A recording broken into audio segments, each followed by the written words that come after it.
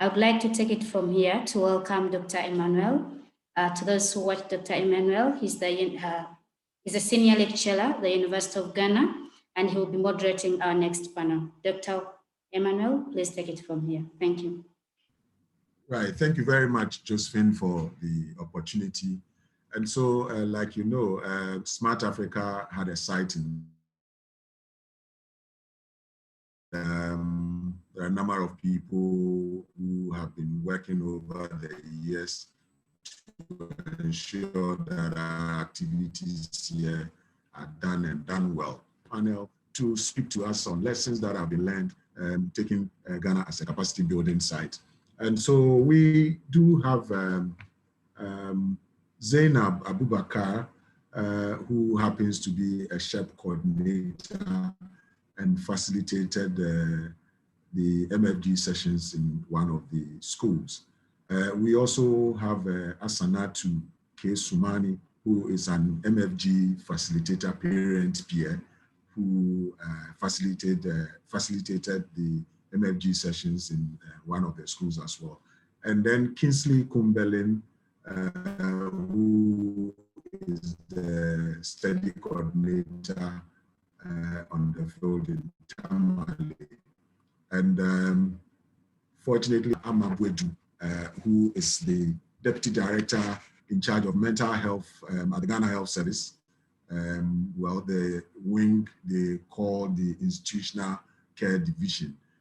What we are doing at the end of the day will have to manifest in some form of a policy. And so Dr. Amabwedu, his outfit where the policies all will emanate is here to also speak to us. But we would want to start with Kingsley to speak to us about some of the lessons, and then we'll follow up with Zenaib and Asanatu for you to speak.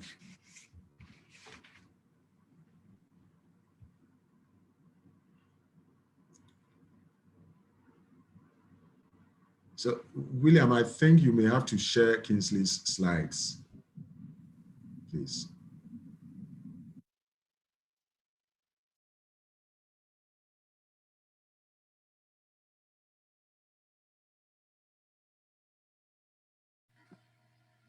Kingsley, take it from here, please. Thank you.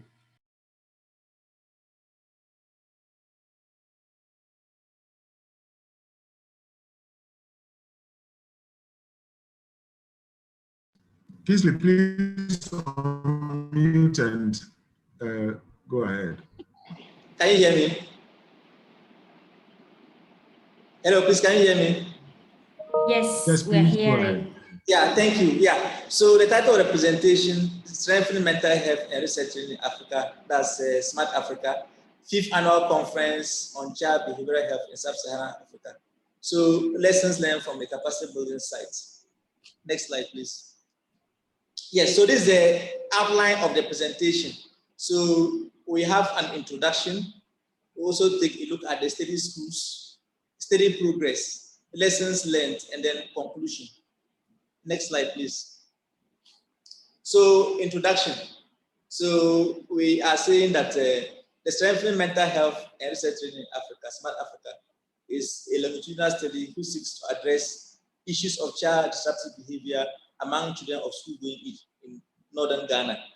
So Ghana, we are implementing the pilot study in 3 schools, reaching out to a total of 360. That's 188 years and their caregivers. Next slide, please.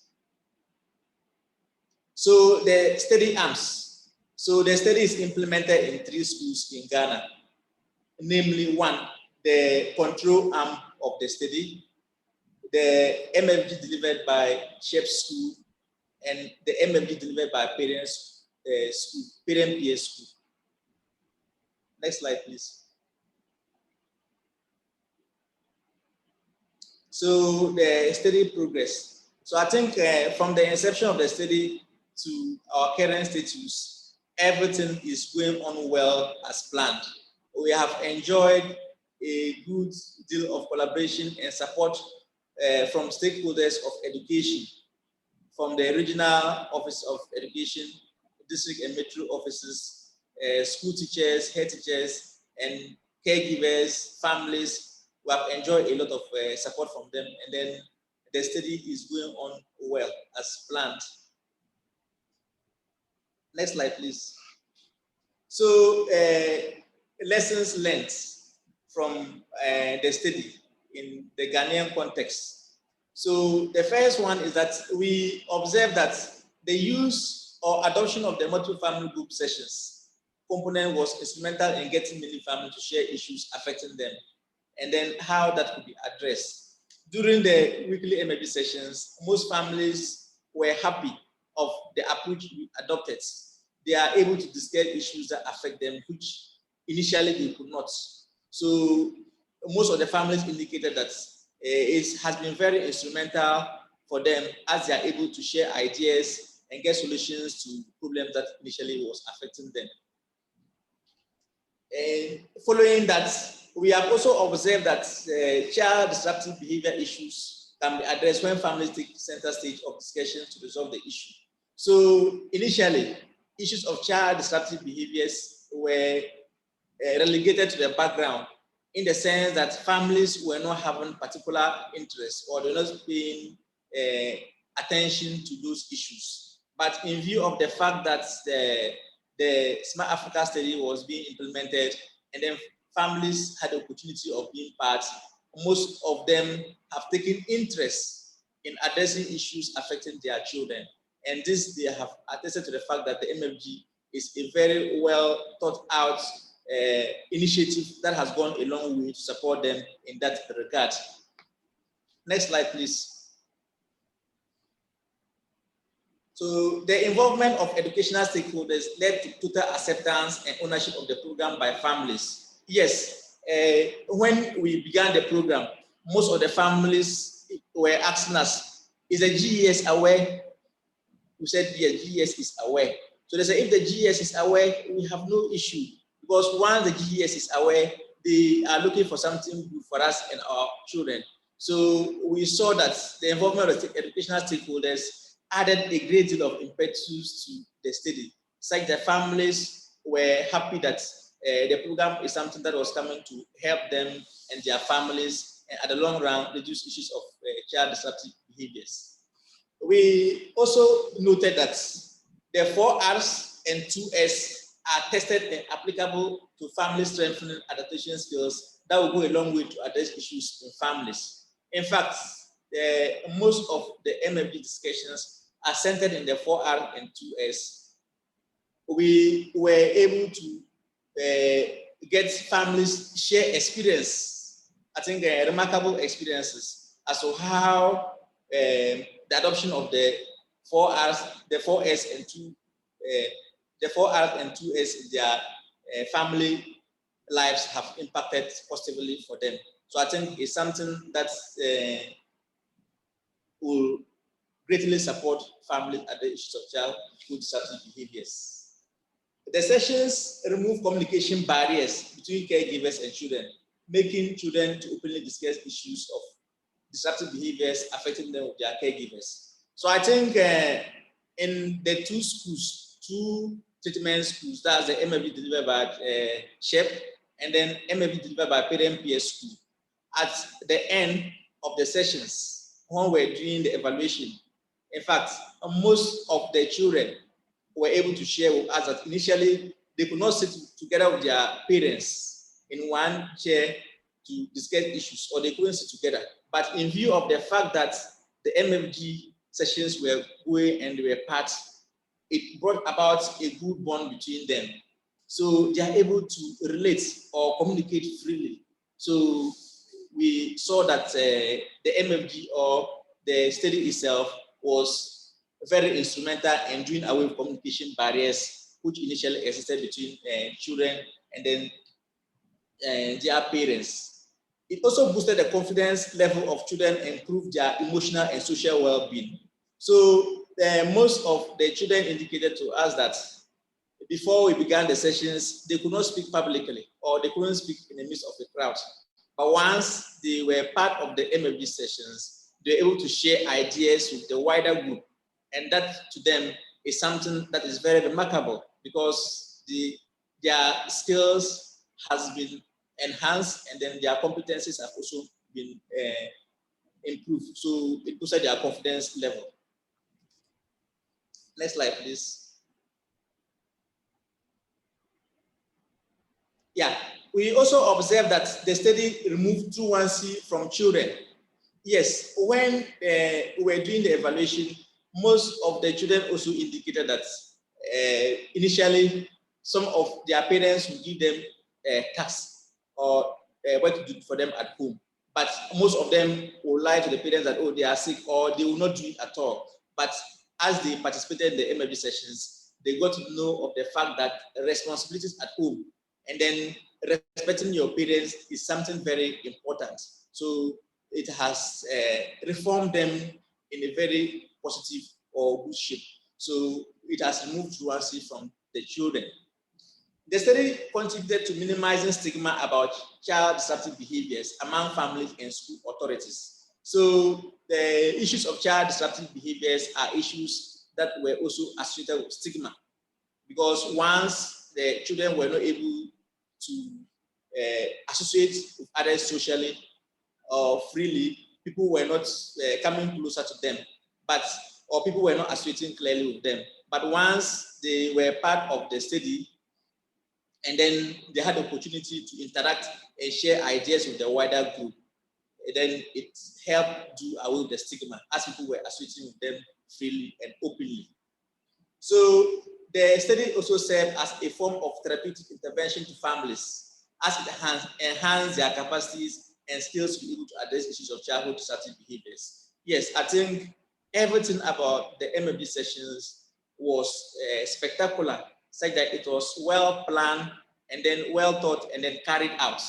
So most of the parents have their skills enhanced as they, in a way, were trained in most of the areas, because the discussions opened them up to most topics that were all able to help build up families. So their capacities were enhanced and their skills were also improved to address issues of childhood disruptive behaviors, as they are able to identify them and their families and amicably find solutions to them. And then we also saw that the paper we published on the adaptation of the MFG manual from the Ugandan context, it was also something that was very remarkable, because it was for us being able to adapt the manual from the Ugandan context and implementing in the Ghanaian context is a success for us. It has gone a long way to support parents and the children in the MFG sessions. Next slide, please. So to conclude, we are saying that issues of child disruptive behaviors have gained the needed prominence and attention due to the efforts of the study. Yes, so the study has contributed remarkably to addressing issues of childhood disruptive behaviors, as children have accepted who they have participated in discussions that has gone a long way to support them, and then families, stakeholders of education, and everybody is embracing the study, attesting to the fact that the study has come a long way to help them address issues of childhood disruptive behaviors. So thank you so much. Thank you very much, Kingsley. Can we hear from Zenaib Aubakar, having been involved in the study? What are the lessons that you want to share? To talk about it.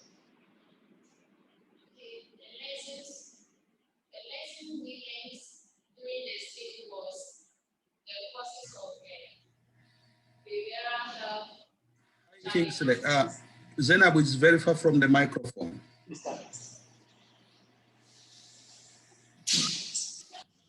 Kingsley, can you please, let Zenaib be closer to the, Yes,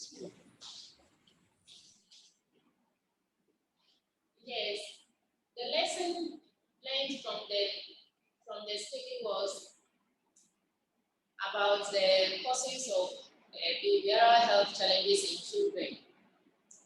So And one of them was parents' conflict. During the session, most of the parents didn't know that parent conflict was one of the causes that can bring challenges in children. So because of that, they were very happy, including I, the facilitator. I didn't know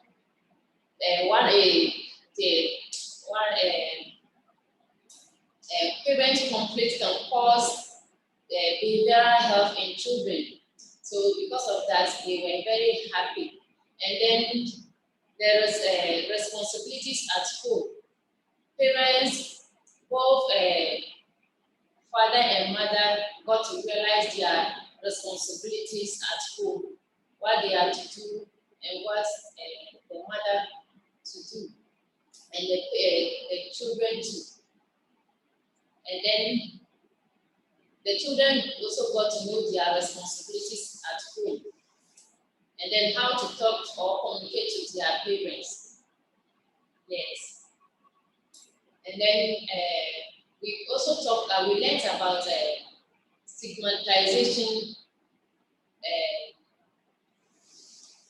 children who have behavioral health challenges, their stigma and discrimination. We talk to the children and then parents not to discriminate those children in our societies. So I think that's what I think. Okay, right. So can we have Asanatu, please? What we learned, we were able to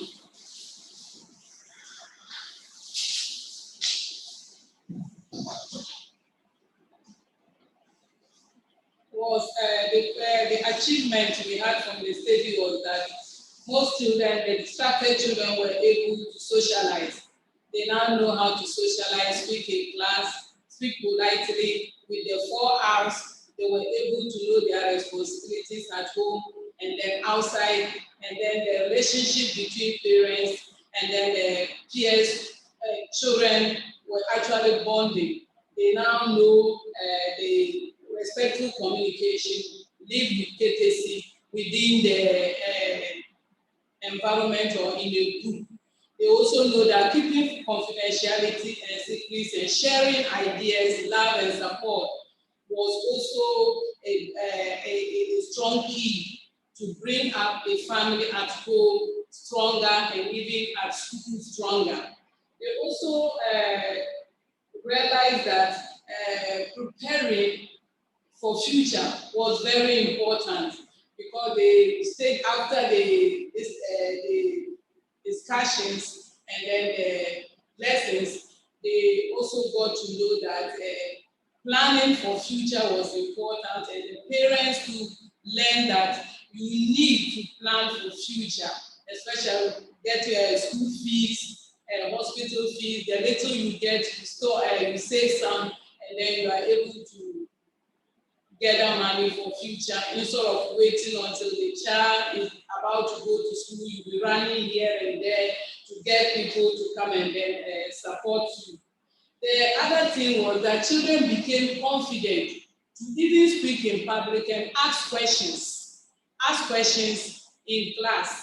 They realized that it was important. They also knew that, learned about little drops of water, that's what make an ocean. They also learned that actually building up yourself by sharing out your problems to family who keep confidentiality or a group was actually a good thing for them. The last but not the least that they realized, they told us was that they also realized that determination, hard work, perseverance, and time was actually the key to success. So there was no rush in getting money, children going to Kayaye, children going through prostitution, children going child labor to get malnourished. They knew that it was a temporary thing for them by this study. And then they appreciated Smart Ghana, and then they said they would need more. And then they actually said they wanted it to continue. Even though we had a little challenges, that was for the first few weeks. Some of them coming, reporting time was a problem. But within the first, second days, they had done what? They had all gone to track because they knew that it was a good program, a program that was going to transform both parents into what? A responsible citizens in future. So I think that program was very good. But with a little recommendation, we also realized that if apart from the capacity building, if actually the Smart Ghana could also help create a scholarship for hard work performing students within the Damaru program, at least we could have also helped and also support them with other some uniforms and then books that will help them actually for the study to go further. I think basically these are some of the few things that we learned, and we think that this SMART program is a great thing and a transformable program that will change most of the children and their parents into responsible citizens in Ghana. And back then, all the tiring and the prostitution and child dropping and then drug abuse will also be actually reduced. It raised their capacity and then for self-confidence and then in it. And then most of the, I would say some of the topics that actually helped us was the 4R and the listening activities exercise. And then everybody had a chance to be heard, actually boosted them up, and then they were able to catch up and be on track. So thank you. That is the Okay, thank you very much, Asanatu. So, well, Dr. Amabuedu has been having challenges with a connection. So what I have done is to call her, so put her on speaker on my phone, so we'll all get to hear her. So, Doc, please, you have the floor now. Hello. Yes, Doc. Hello. Yeah, please go ahead. Hello. Yes, I can hear you. Please go ahead. Okay. Yeah. So good morning, good afternoon, good evening to all of us. I'm happy to be part of this conference. I'm very young, but I've been able to learn a lot from yesterday and today's discussion. So Ghana's what lessons we have learned from the project in Ghana and what we can do so far. I am sorry that I wasn't able to join from the very beginning, and so I'm not too sure what exactly has been discussed concerning Ghana, but I would want to take it from this point. Currently in Ghana, we have a whole lot of challenges when it comes to child and adolescent mental health. Amongst them is very much like that in other African countries, Kenya, Uganda. But there are very few people that have a specialty to be able to handle these cases. So for Ghana, we have currently there are just specialists. One is retired, and then the four that are left are in just Kumasi and Accra, which are the two main. It's very much like every other place. So what we have learned to do is to be able to scale up this project that was done in the northern part of Ghana. We think that there's a whole lot that can be done because the results were very, very positive. The people appreciated it very much, and it made a lot of impact. What we think is that we should be able to scale up this on such that we'll be able to work with it in almost every part of the country. There are certainly some policies and legislations that we need to put in place. So for Ghana, we have the Children's Act. There's a guideline on operational standards for adolescents and youth-friendly health services from the Ghana Health Service and then the Ministry of Health. There's also the Mental Health Act, but I think that we should be able to do more than what this does for our children and especially the adolescents.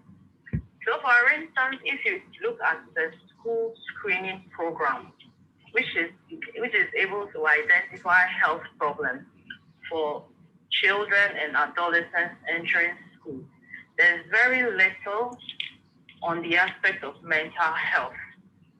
But I think that we can look at it broadly in terms of policy formulation, such that at every point in time, there's something that is backing the mental health of children or of adolescents, especially when we are looking at adolescents that have severe problems. One of the issues is that, like Dr. Asampong said yesterday, the stigma and discrimination is real. I'm also looking at an intervention such as, we doing more in terms of awareness creation. This I am looking at on individual basis, at a community level, and then with a healthcare system like Dr. Florence indicated in her presentation. We cannot do things, in isolation. There has to be a whole system, an intersectoral approach to this, so that we can be able to get the best for children and for adolescents with the rare problems, and then all adolescents as a whole. I think that I would pause for now and try to see if I can follow from Dr. Asampong's point. I'm very sorry that I am unable to connect and not able to really follow what is happening in the discussions, but I will try as much as possible to answer the questions as and when it comes appropriately. Thank you. Thank you very much. And so if there are questions, or put them in the chat box, unless of course there is any particular thing that anybody wants to bring up now.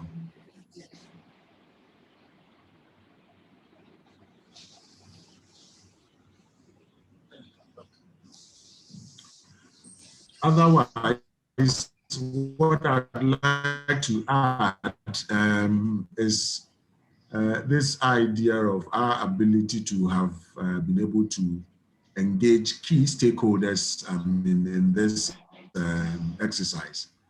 So as far as you know, that there are a number of people who have a stake in that, and our ability to have reached out to these people, for me, has been very good, because at any point in time, and if there is the need for any kind of support, we are able to get it from them.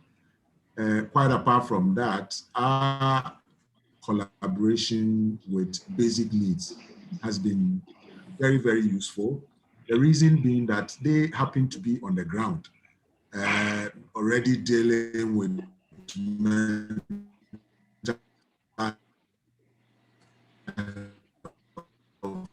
issues.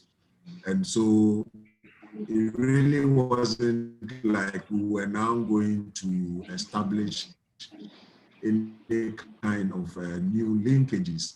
We more like leveraged on the link, been very helpful for us. I think that if we were all trying to sustain it, it's going to help, because I mean, at any point in time, whatever you do, you definitely would need. So for me, my thinking is that we will continue to maintain the kind of relationship we have formed with basic needs and all other stakeholders as far as child behavioral health is concerned. Dr. Emmanuel, I have one question in the chat. I don't know if you can see it, but I think it goes to... Okay, so yes, I have seen that. I think it goes to Kingsley. Basic needs. So Kingsley, maybe you can speak to that. Given the capacity, how has this project been beneficial to basic needs from a capacity building perspective? Yes, thank you so much. I think from a capacity building perspective, the program has been beneficial to basic needs in a lot of ways. One, staff who are participating in the study, or in the first place, we had the opportunity of taking part in a training, that's research procedures. We have someone traveling all the way from Uganda and then from the US to train us. I think that was one of the key areas, building the capacity of staff in research and other related areas to be able to carry on with the study. Related to that, I think the issues of collaboration, I think the study has also in a way deepened the collaboration that basic needs used to have with other stakeholders. So once the study was ongoing, we were able to leverage on that and also build the capacity of those that we are also working on with. So I think the program has been beneficial to us.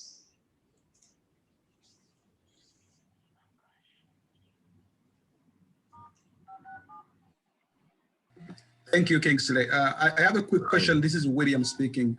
Okay. A quick one. Could you talk a little bit about how maybe the discussions you're having with the schools and the shapes on how they can, continue this intervention even when the study has ended? Yes, we have had discussions with the schools on how the program will be continued. That is sustainability. But in the respect of the sustainability, most of the schools were having issues that we need to sit down and look at. One of those issues was areas of transportation coming to the school for the sessions. So once the sessions or the study have been completed, and then maybe we need to replicate it.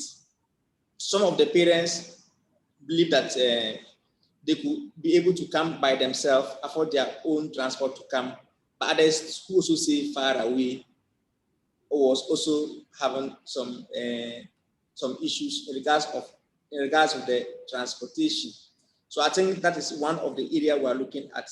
But at the school level, all the schools have accepted the program wholeheartedly. And they are thinking that if we are able to have an agreement with the families, such an intervention can continue. So I think that is one of the areas that we are looking at. So Madam Asanatu, well, since you are a parent, what are your thoughts when it has to do with, say, organizing these sessions, at a central point within the community? Is it feasible? It's feasible because those who participated in the program enjoyed it and they benefited. And then they even promised they will be going back at their communities to do what? To establish and use the rules, the relationship, and then the respectful communication, and then responsibilities, so that they will be able to organize such areas, so that they will be disciplined in that area. And so, especially the stress when it does with stresses and how to solve them, and when everybody's have a chance to voice to be heard. We said that. So I believe it wouldn't be a much problem, even though we need to at least have some challenges with the new people coming, but with the old people who participated actually enjoying it. Because we took a strategy like the methodology that we used in the training was discussions, role plays, and then talk. So that the first time you discuss and then you give the presentation, you talk. Then after that, at the end, when you are doing your recap, you make it in a form of a role play. Then the next morning and the next week, when they are coming to do their road work, which is their homework, they use the role play. Because normally we believe that something you do, you remember, and something you hear and then say. So this was the methodology we used in doing that training. So they had everything on track. And I believe when the program is going to be done, at least there's going to be a headway out. Thank you. Right. So Kingsley, I mean, quickly, basic needs have done something similar to this in the past. How does that compare to the MFG? Yes, I think what basically did initially was working with school-based mental health clubs, where we educated the clubs on issues of drugs or substance abuse, mental illness, and then creating awareness on mental health as well. So we used to have a lot of maybe training for the students and the teachers, and then let's say trainers or trainees, so they also go out to reach out to the wider society. So I think that one, and then the Smart Africa, there are a lot of similarities in the sense that once we are reaching out to the students, building their capacities, and also supporting them to reach out to the wider community to share the ideas or what they have learned. Right. So, Dr. Abuedu, maybe in conclusion, at the end of the day, what we want happen is for the findings to reflect in some policy. And I believe that you are closer to that part. How do we link up so we can have that process very smoothly? Dr. Abuedu.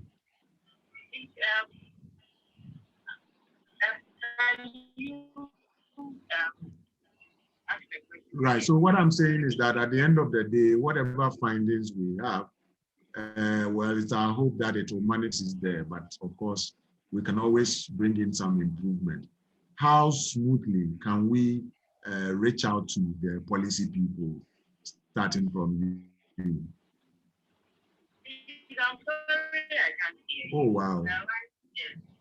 Too bad, too bad. Okay, right. So, well, maybe we can take that response from Dr. Abuedu later on and share with everybody. Thank you so much, Kingsley. Thank you, Zenaib. Thank you, Madam Asanatu. And thank you, Dr. Abuedu, for being part of this panel. We are grateful to all of you. All the best. Thank you. Thank you. Please take it up. Josephine. Yeah. Thank you so much, Dr. Emmanuel, for the moderation. And I would like also to thank the Ghana team for sharing with us such wonderful experiences about the intervention. So I'll, at this particular moment, welcome Dr. Fred Sewamala and the Dean Mary to lead us through the closing remarks. Thank you very much.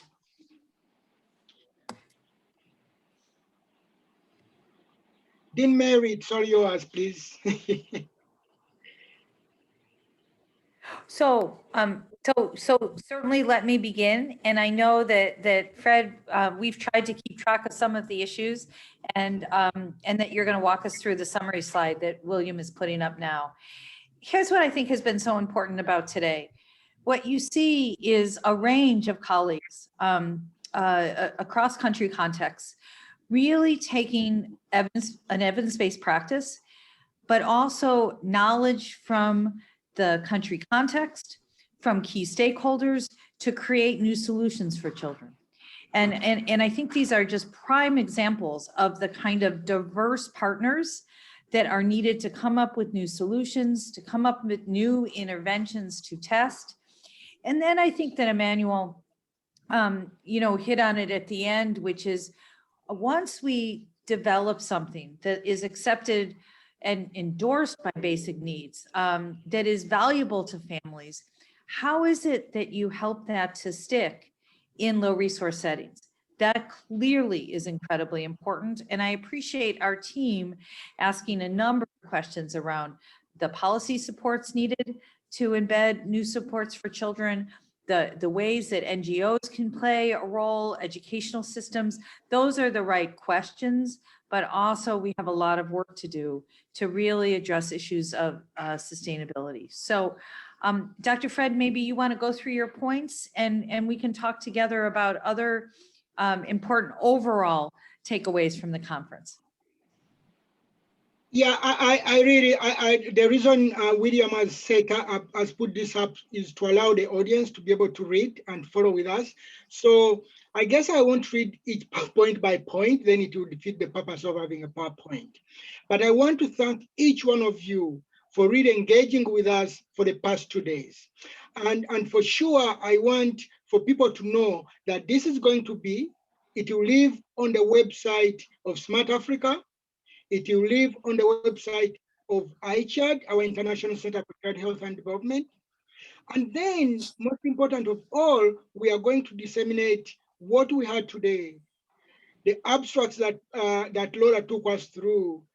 Hopefully, they will be further developed into publications. And then we can have our colleagues in the Global South and colleagues in the Global North be able to look at what happened on April 21st and April 22nd during COVID-19 time, that even with COVID-19, we are able to engage meaningfully in these discussions. And understand that for video conferences, they are going also to live on our website forever. So for those of you who are not able to be with us for the past 2 days and who were able to come in and out, everything is summarized in videos which are going to be on our websites. But we want to thank each one of you who engaged with us. We know that there is clear need for collaborations. And Dr. Muthoni and I think Dr. Nakasuja and others clearly indicated that really South-to-South collaboration is not new. As they were talking about that, it reminded me of the whole concept of Pan-Africanism, which really that's how most African countries got independent. So it could be that really there is history we can learn. We can learn from history for us to think about these new ways of collaborating at the academic level. And I think that Dr. Muthoni also, and I think Dr. Nakasuja brought up the East African community. Some of that, what is happening, and there are other charters and other collaborations going on the African continent. There are others going on the Asian continent. There are others going on in the Global South in Latin America. So maybe we can use some of those political systems for us to organize, but think about how can we learn from each other as people from the Global South, so that we don't have always to look to the Global North.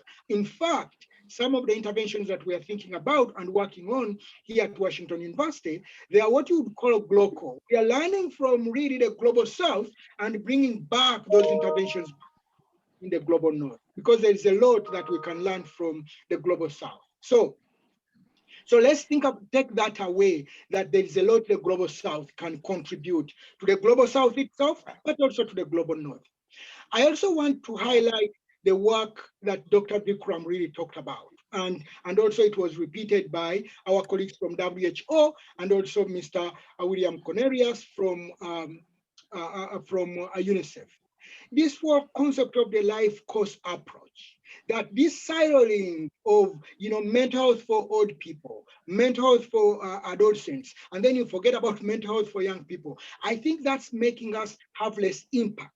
I think we have to start thinking about these interventions on a life course perspective.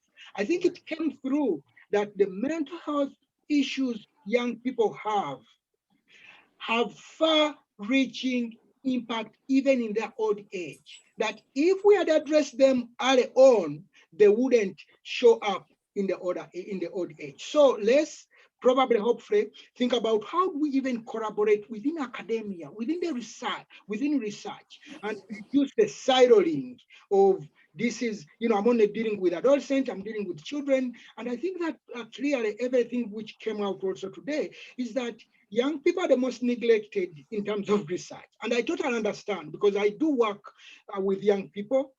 But when you look at interventions, most of them are for the old or that kind of stuff. So hopefully this was able to bring out that. Then I want also to highlight my colleague, our program official, our real friend, Dr. Githa's work, and Joshua Gordon, Dr. Holly Campbell. They really talked about the issue of capacity building, okay? So we have to know that tomorrow Fred will retire or will die. Dean Mary will retire. I mean, that's natural. I mean, given my age, I have to die before the young ones do. That's how it should be.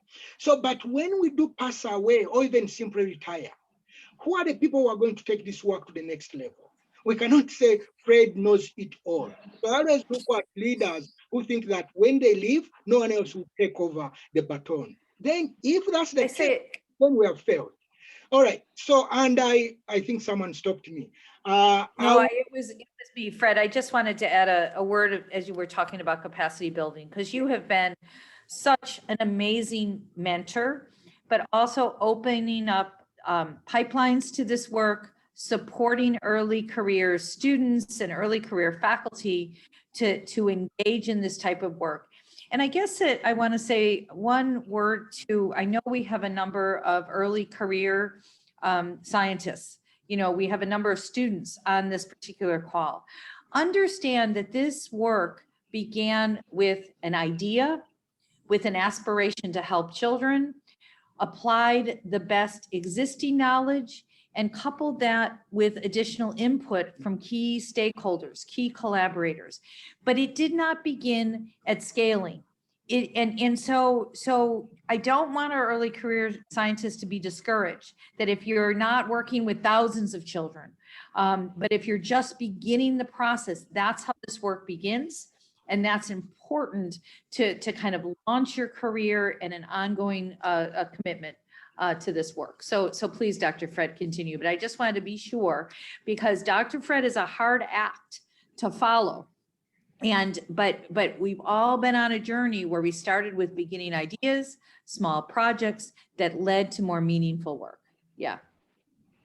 All right, I think that's it, Dean Mary. If you want to conclude this, I think that puts it so well. Thank you so much. But I think what is important is that I've had great mentors and great people, great leaders like you. So thanks. I'll give it to you to close out. And so let me just make some really important acknowledgements. Collaborating with government officials, collaborating with large service organizations. Those are an important set of relationships to build, to not be afraid of, and it's often the place that scientists are unprepared to collaborate. And so I've watched you, Dr. Fred, and many others in this expanded team interact with ministries, interact with governments and elected officials, and to try to create science and a set of findings that are actionable by those figures. And so I think that's incredibly important, and we're incredibly grateful to our partners at UNICEF and WHO and so many others.